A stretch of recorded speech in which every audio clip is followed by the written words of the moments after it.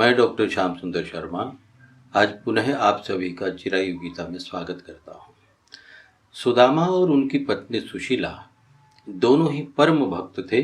सदैव भगवान को अपने हृदय में धारण किए हुए रहते।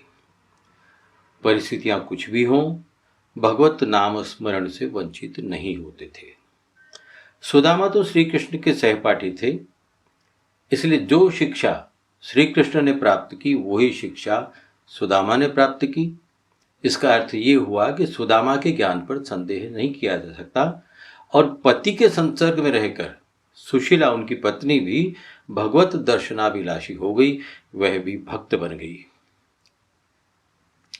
दरिद्र होने पर भी कभी उन दोनों के मन में लालच या पीड़ा उत्पन्न नहीं हुई। अपने हालात पर कभी भी उन्होंने खेद व्यक्त नहीं किया। संतोषी स्वभाव, जो मिल गया, जैसा मिल गया, जितना मिल गया उसी में खुश। मन और आत्मा में नारायण का निवास, किंतु घर में दरिद्र नारायण का निवास।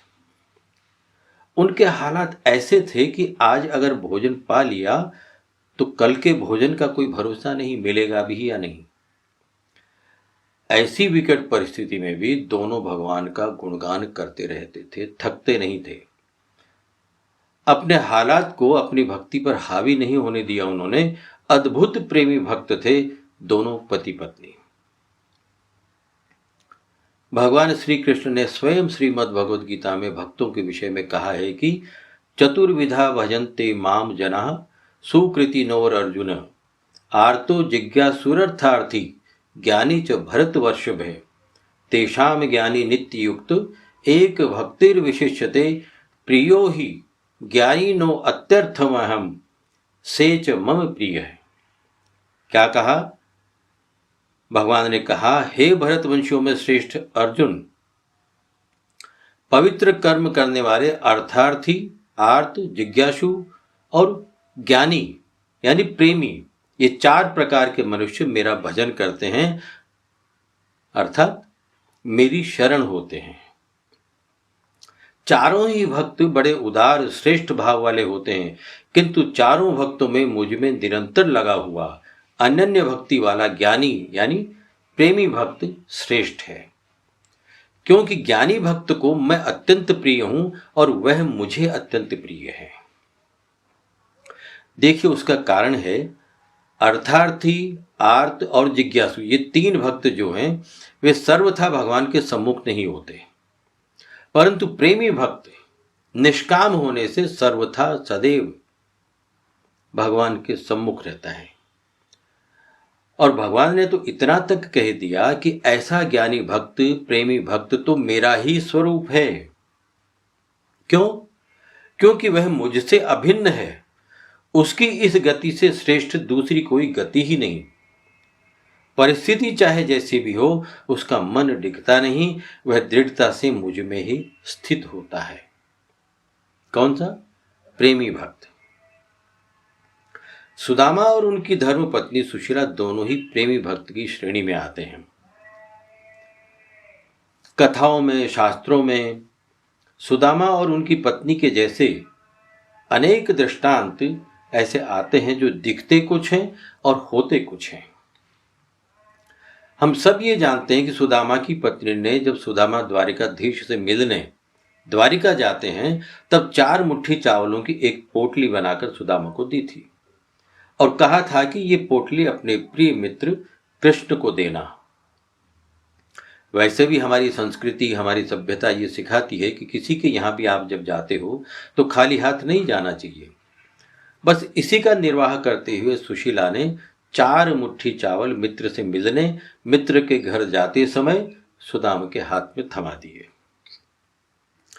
पर इस 4 मुट्ठी का गणित समझ में नहीं आता। मन में प्रश्न उठता है कि चावल 4 मुट्ठी ही क्यों? 4 का क्या महत्व है? क्या रहस्य रहा होगा इसमें कि केवल 4 मुट्ठी ही चावल दिए? और ये 4 मुट्ठी भी 4 घरों से मांग कर लाए हुए दिए हुए हैं।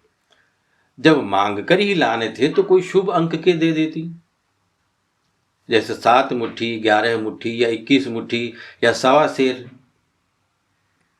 पर ऐसा तो हुआ नहीं। 4 घरों से एक एक मुट्ठी मांगी और वो चारों मुट्ठी चावल सुदामा को दे दिए। इन 4 के अंक का अगर हम विचार करें, कहीं संबंध जोड़ने की कोशिश करें, तो इन 4 के अंक का संबंध चारों दिशाओं से भी नहीं लग रहा, चारों आश्रमों से भी नहीं लगता। हाँ, कभी कभी ऐसा भी होता है कि जब हम किसी पहचान वाले के, रिश्तेदार के यहाँ जाते हैं तो उस परिवार में कितने सदस्य हैं उनके हिसाब से भी सामान लेके जाते हैं, किंतु यहाँ ऐसा भी नहीं लग रहा, क्योंकि द्वारिकाधीश के यहाँ तो अनेक व्यक्ति हैं। फिर 4 मुट्ठी ही देने का उद्देश्य क्या? क्या रहस्य 4 मुट्ठी का? 4 मुट्ठी चावल भगवान श्री कृष्ण तक पहुंचाने का अर्थ है पुरुषार्थ का अर्पण। पुरुषार्थ यानी धर्म, अर्थ, काम और मोक्ष। चावलों के रूप में सुदामा की पत्नी सुशीला ने धर्म, अर्थ, काम और मोक्ष का सर्वथा त्याग किया है। सुशीला की पहली मुट्ठी चावल धर्म, दूसरी मुट्ठी अर्थ, तीसरी मुट्ठी काम और चौथी मुट्ठी मोक्ष के समर्पण की है। संपूर्ण समर्पण के प्रतीक हैं सुदामा और उनकी पत्नी सुशीला। और जब पूर्ण समर्पण होता है, संपूर्ण समर्पण होता है, तो मनुष्य का स्वयं का अस्तित्व न रहकर वह परमात्मा का हो जाता है, यानी वह परमात्मा का और परमात्मा उसका। आत्मा रूपी सूक्ष्म प्रकाश परमात्मा रूपी दिव्य प्रकाश में विलीन हो जाता है। मोक्ष क्या है? मोक्ष मनुष्य की आत्मा का परम ब्रह्म से साक्षात्कार कर परम ब्रह्म या परमात्मा में विलीन हो जाना है, और कुछ नहीं। ऐसे भक्त थे सुदामा और उनकी पत्नी सुशीला, जो परमात्मा से कभी विमुख हुए ही नहीं। जय श्री द्वारिकाधीश।